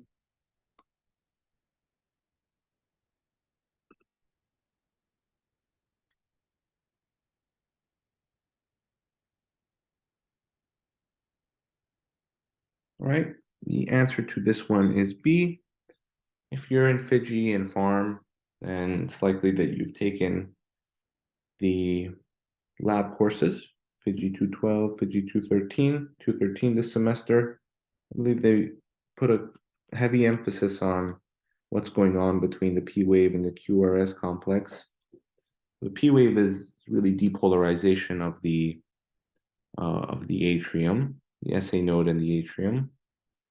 But, the bundle branches and Purkinje fibers and bundles of His and the AV node, they're small structures and they're really not seen on the ECG, but they are happening there.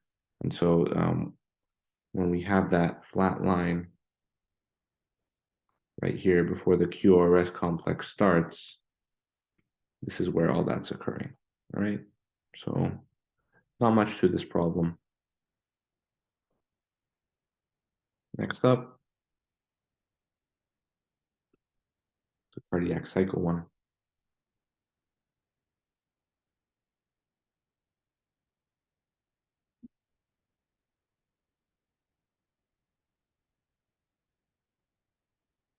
Okay, so the answer to this one is D. Wrong color. It's D. So it's actually the lub sound that corresponds to the mitral valve, and the dub is to the semilunar valves. So let me just make sure. Let me just check here.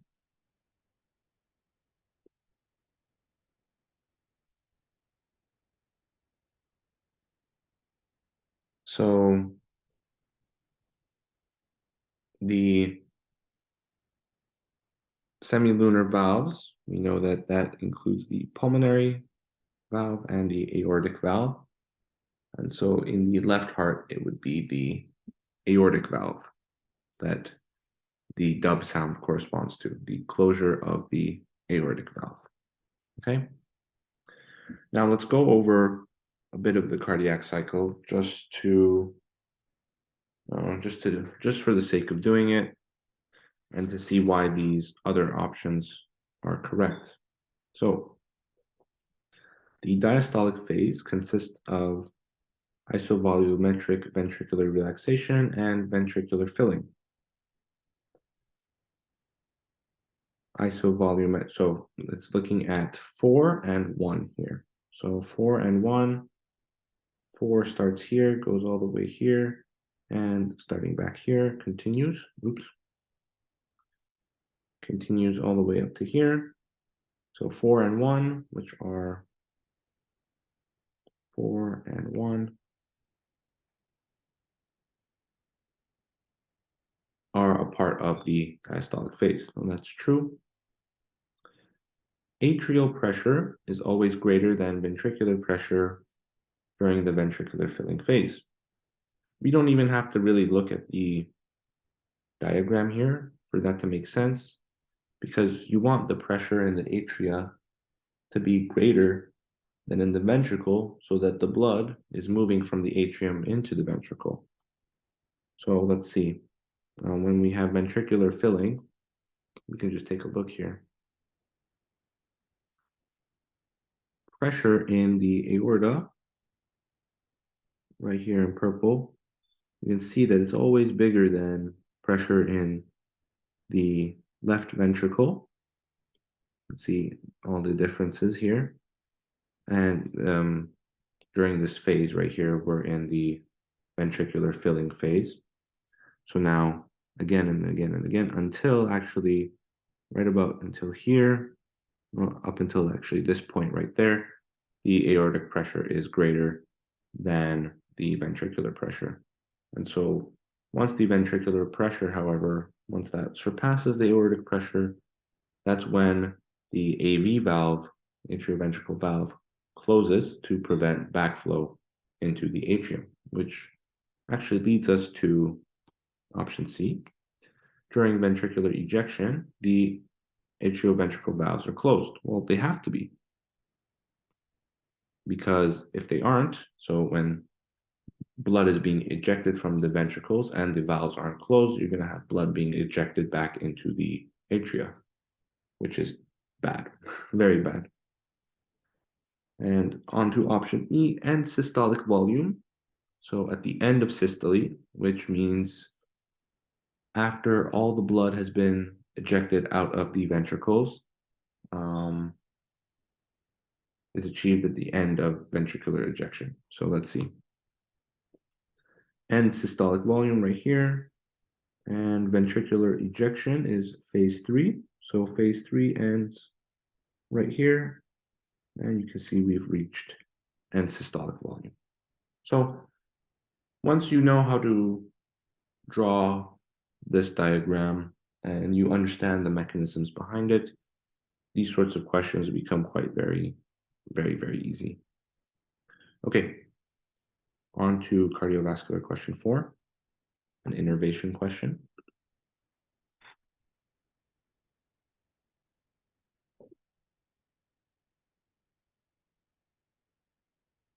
All right, so the answer to this one is A.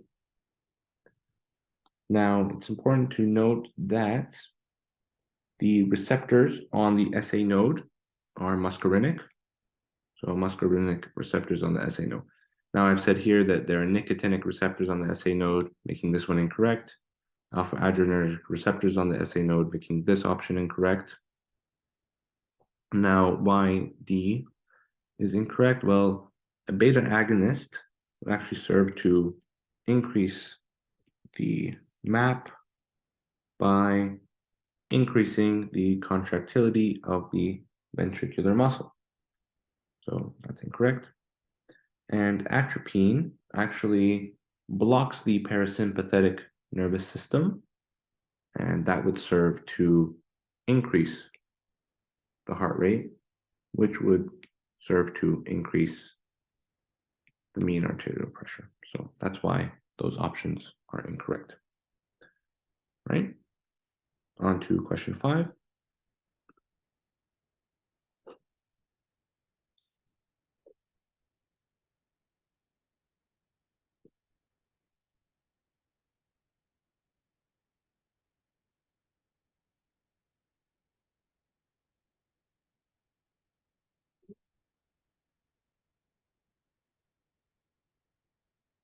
So here, the correct option is C. I should probably pull up the diagram actually. So let's see, cardiovascular, you go here, all the way. I hope it loads.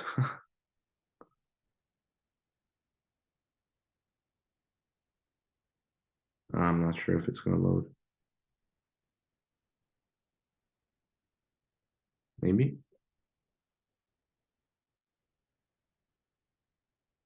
Okay.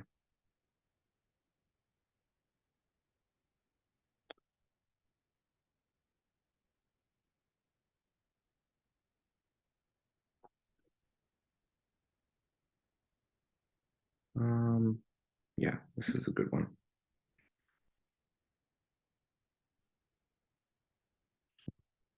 Just grab this.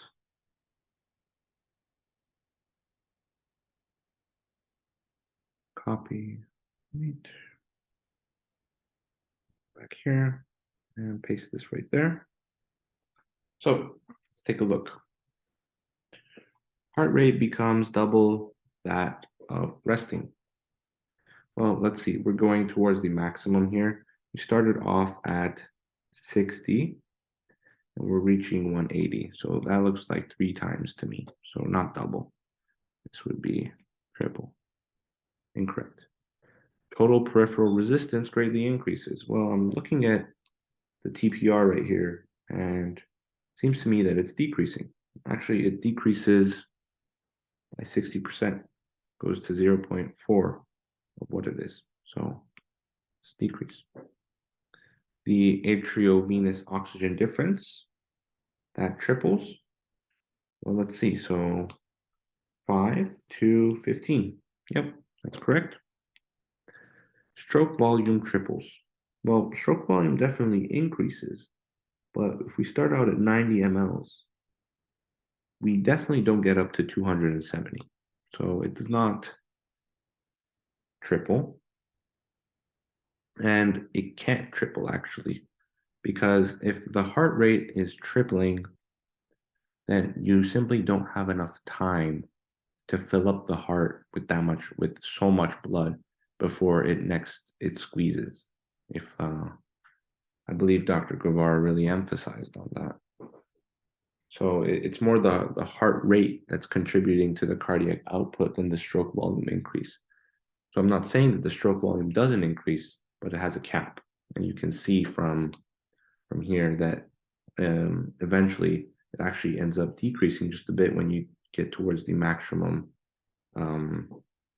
workload.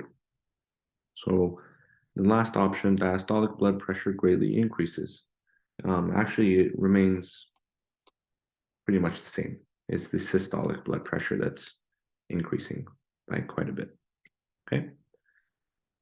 On to question 6.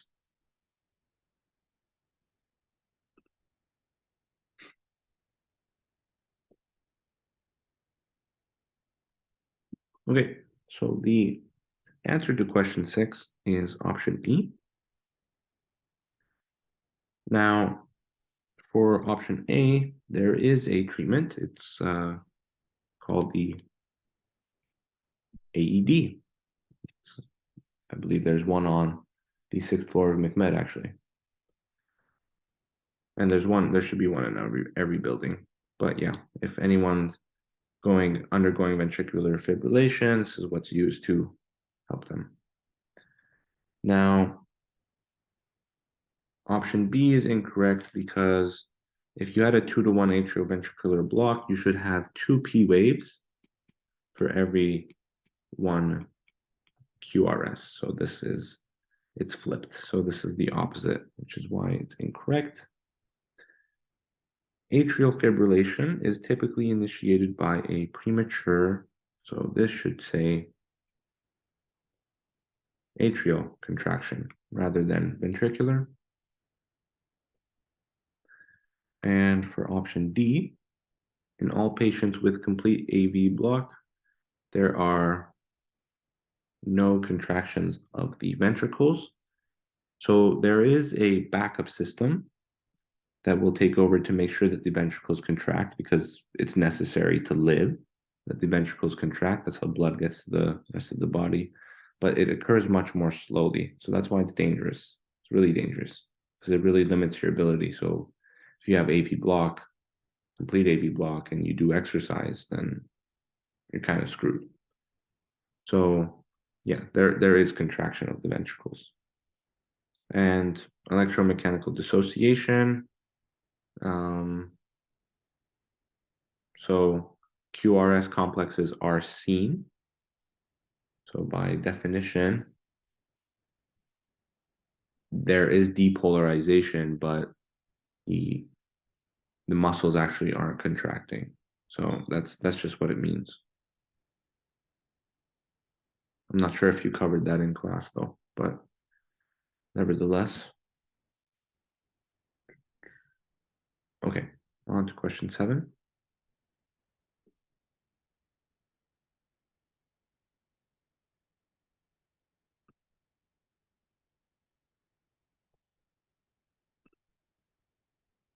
So the answer to question 7 is C.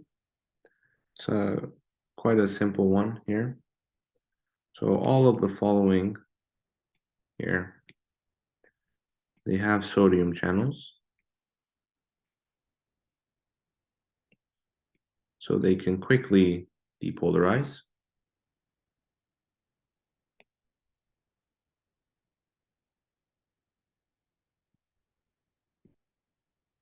However, the SA node has no sodium channels. Rather, they are calcium channels, which contribute to the longer upstroke phase of the action potential. That's all. Okay, question 8.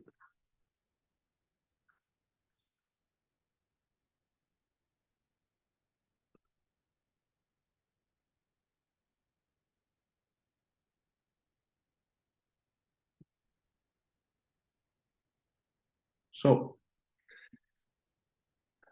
The answer to question 8 is option E, none of the above. Now, this is a very low blood pressure. So what do we want to do ultimately? We want to increase the blood pressure. So, it's the same thing as saying we want to increase the mean arterial pressure. And what we can do to accomplish this is we can decrease the parasympathetic input, or we can increase the sympathetic input. Now, a beta adrenergic antagonist is going to decrease the sympathetic input. That's going to be incorrect. A parasympathetic agonist is going to increase parasympathetic input. That's incorrect. A muscarinic receptor agonist. Now, I believe that is going to decrease the muscarinic. Let's see. I'm drawing the blank here. Yeah, I just want to make sure I get something right.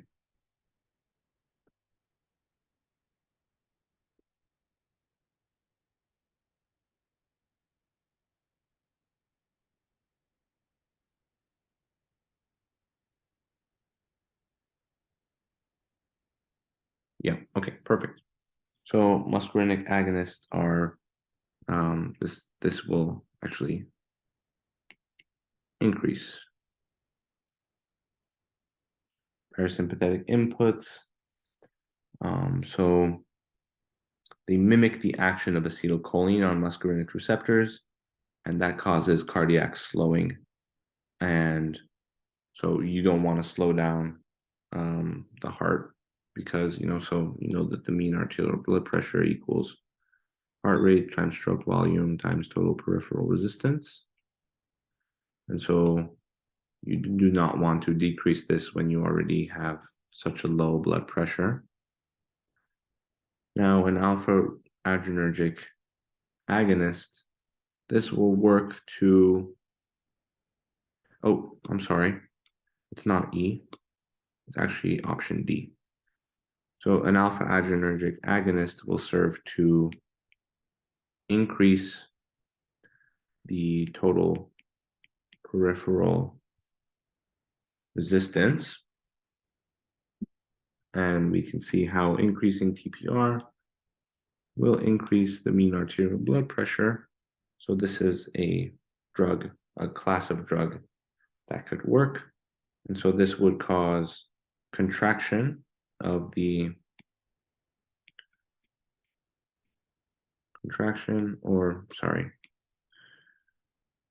vasoconstriction.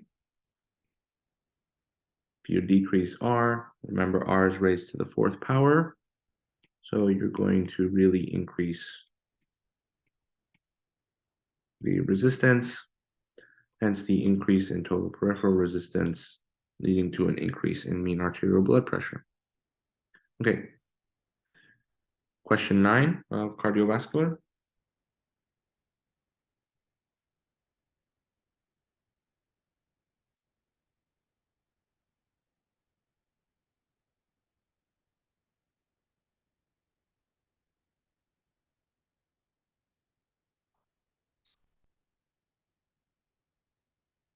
So the answer to this question is D. It's a 3-to-1 AV block. Now I'll circle I'll say P is in green, the P wave is in green, and the QRS complex is in red. So we have one QRS complex, another QRS complex, and a third QRS complex here. We have 1, 2, 3 P waves, 1, 2, 3 P waves, 1, 2, 3 P waves. So it seems as though there's 3 P waves for every QRS complex, thus a 3-to-1 AB block. Quite simple. Now,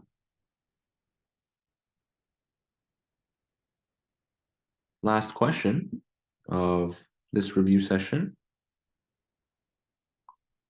Quite a simple one. Ended off on a good note.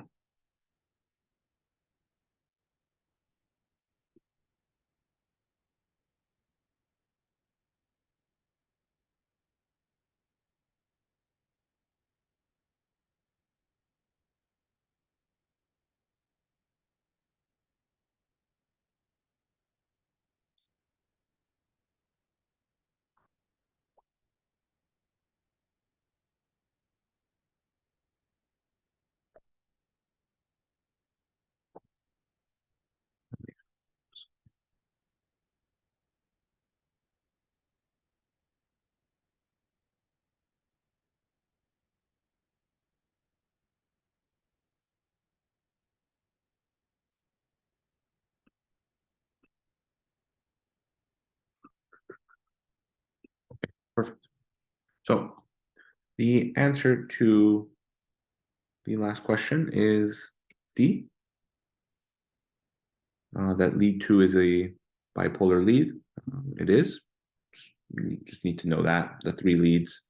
This one involves the left leg and the right arm for lead 2. And so you have 2 poles, right? 1, 2, bipolar. Now the other ones, the T wave is generated by, it's not atrial, it's ventricular repolarization. There are no action potentials propagating anywhere in the heart between the end of the P wave and the start of the QRS. Well, so we just, a few moments ago, we did a question on this. We talked about how you have the AV node, you have bundle of His, you have the bundle branches, and you have the Purkinje fibers. Those are all propagating in between them. So that's incorrect. And to record lead 1, the left leg electrode must be connected to the electrocardiograph. That's incorrect. Lead 1 involves the left arm and the right arm.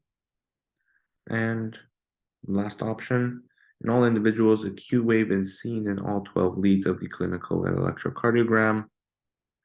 That is false, not the case.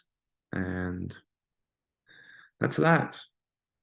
So that wraps up this review session. I really hope you found it useful. I wish the best of luck to everyone on the exam.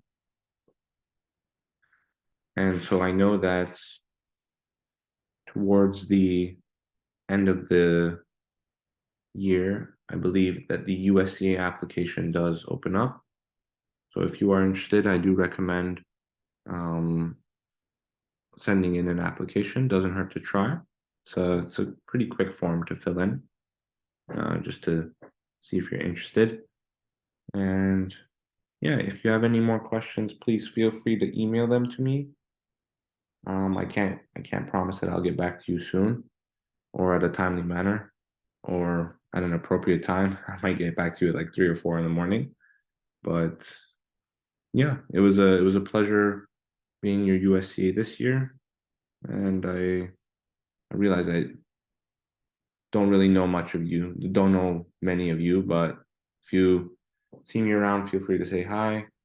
And yeah, let me know how the final exam went. Enjoy your summers and best of luck with the rest of university. This is, oh, here, let me actually I can turn my camera on actually. And so signing off. It's been a blast. Take care, guys.